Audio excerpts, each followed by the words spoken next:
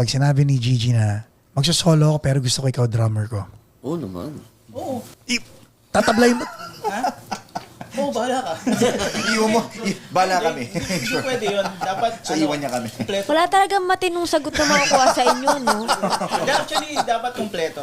Ako gusto ko yung kompleto. Hindi, yung tinanong ni Paco yung grateful ba Oo, kayo? Grateful ba kayo? Wala. Hindi. Thankful ako. Thankful ako. Huwag nyo na nga po silang tanungin. Yun na nga, Okay, yun na tayo nga. na lang po Tayo na lang mag-usap, no?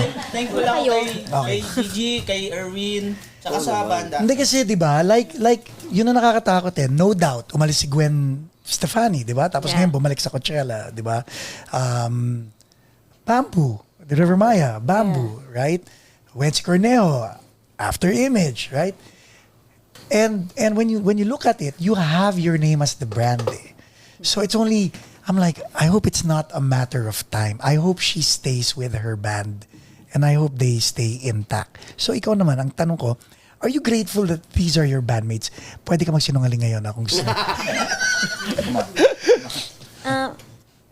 Of course. Teka, nagsasabi ka ba na totoo ngayon? Nagsisinungaling ka ngayon? 50-50 po eh.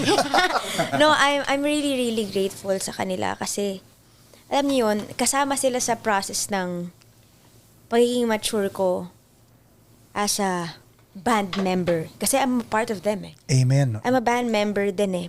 Kasi, kung nag-solo ako until now, I will never learn kung paano maging totoo. I will never learn kung paano maging, alam niyo yun, parang pag nasa stage ka, yung you will lose yourself sa music.